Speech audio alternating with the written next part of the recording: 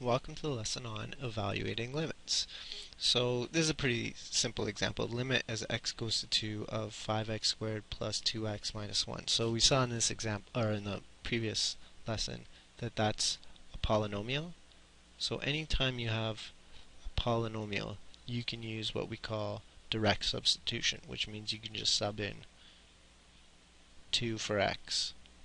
So basically you're just evaluating the function at whatever you're taking the limit as it goes to. 4 plus 4 plus 1 would be 23. Okay, so by direct substitution. So direct substitution is a great tool because it allows us to evaluate limits very quickly. But sort of the more interesting case will be when does direct substitution not work?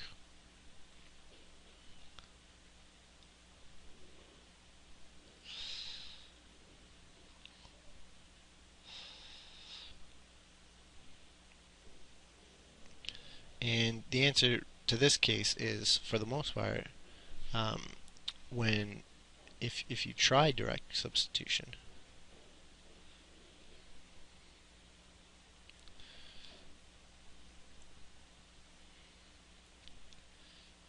and you got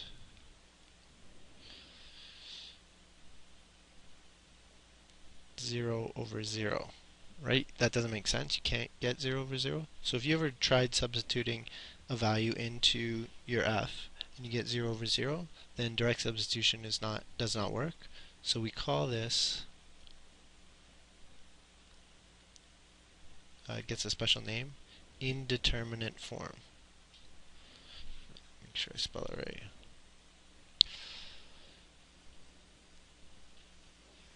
So anytime you get indeterminate form, that tells you can't use direct substitution. Okay, so notice with this one, if you tried putting 1 into this function, you'd have 1 plus 1 minus 2, you get 0.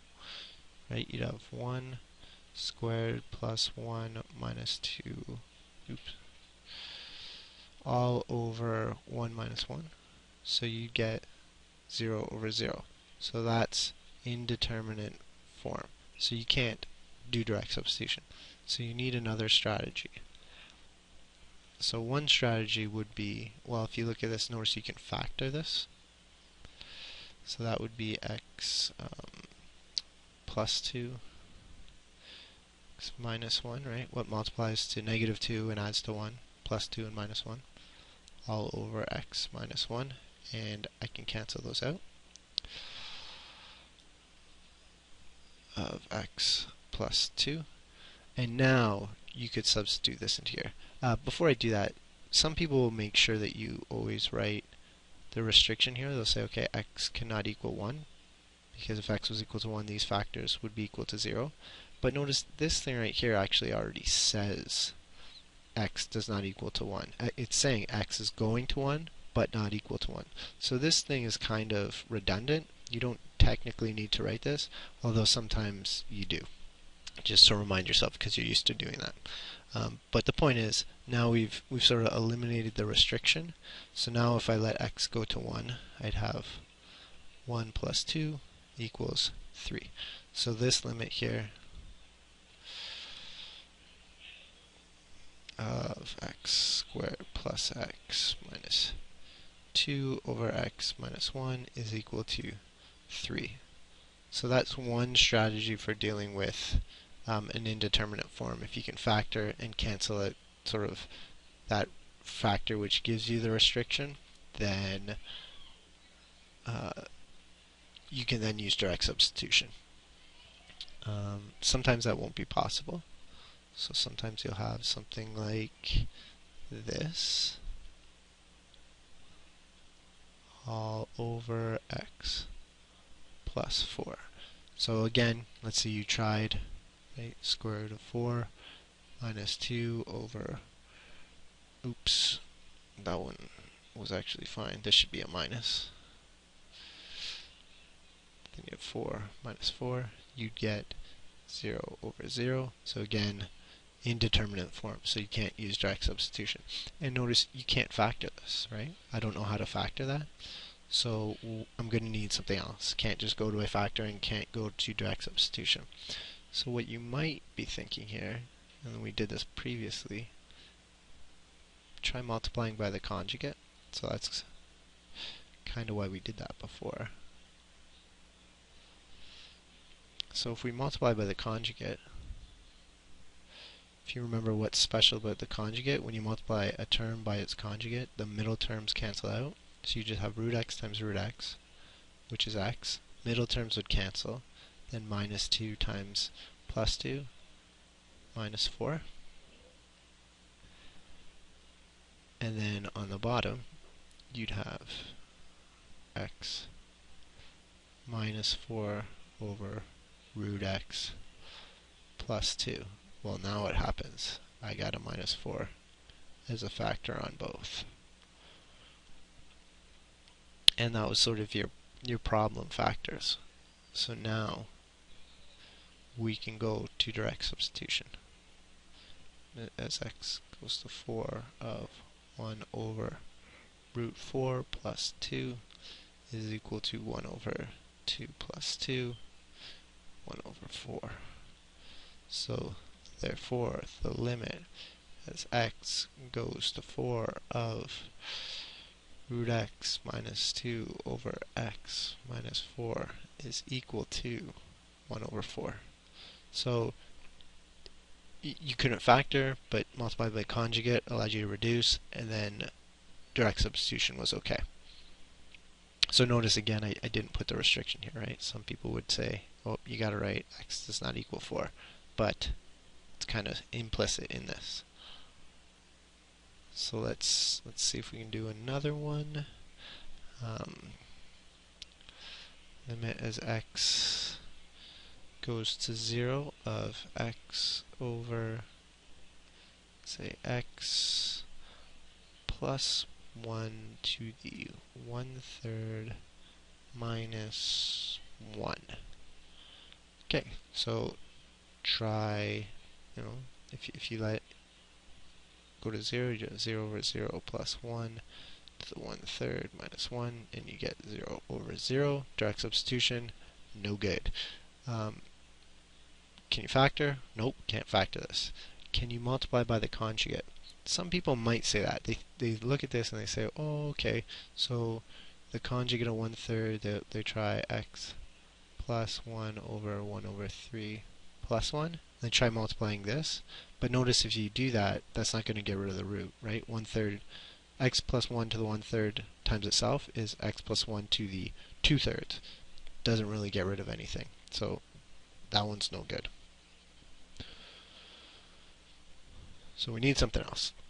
And this is where we employ a method called substitution. So what we're going to do is we're going to let, this is really the thing we don't like, right? X plus 1 to the 1/3.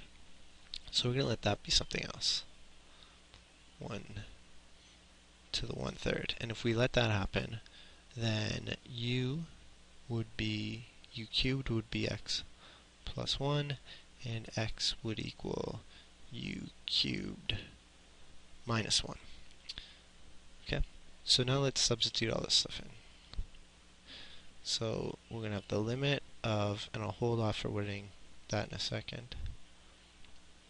Now x is equal to u cubed minus 1. X plus 1 to the 1/3 is u.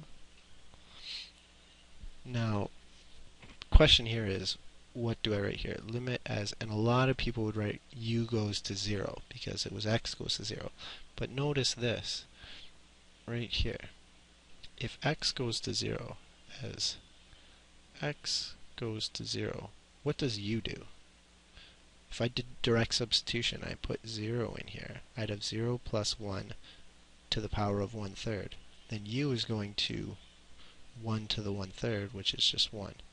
So I have to say the limit as u goes to 1. Okay, so when you make a substitution, you often have to change what the limit is going to. So now to notice, I haven't totally fixed everything because I would still, if I tried direct substitution, be 0 over 0, but now I can factor this. Right? It's a difference of cubes.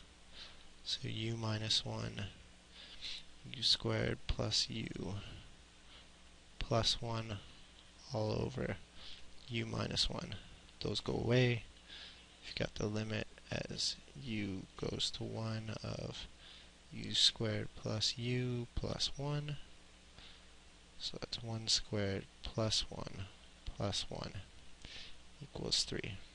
So therefore the limit as x goes to 0 of x over x plus 1 to the 1/3 minus 1 is equal to 3. Okay, final example. Limit as x goes to -1 of 2 absolute value x plus 1 over x plus 1. So again, try direct substitution. 2 times minus 1 plus 1 absolute over minus 1 plus 1 gives you 0 over 0. Doesn't work. Okay, can't use direct substitution. Does the factoring method work? Nope, can't factor this. You might say, okay, can I reduce that? But x plus 1 is not the same as absolute x plus 1. So you can't really do that. Direct substitution, just substitution's not going to work, and rationalizing's not going to work. So we have to deal with this another way. And really what you have to do is think about, what does this function mean? 2 absolute value x plus 1 over x plus 1. If you remember, an absolute value function is really just a piecewise function. It's a positive, you take the absolute value as positive if this thing is positive. If x plus 1 is bigger than 0, and it's negative if x plus 1 is smaller than 0. Oh, sorry. Plus 1 is less than 0. And notice there's no equal to, because if it was equal to 0, then you'd have 0 on the bottom. It's not in the domain. So just reducing that, right? Now I can reduce. It's equal to 2 if x is, and then rearranging this, bigger than minus 1, and it's equal to -2 if x is smaller than minus 1. If you're having trouble with this, I encourage you to go back and review the lesson on absolute values from advanced functions. So what this tells me is I'm going to have to do a left-sided and a right-sided limit. Limit as x goes to 1, -1 from the left of 2x plus 1 absolute over x plus 1, and the limit as x goes to -1 from the right of.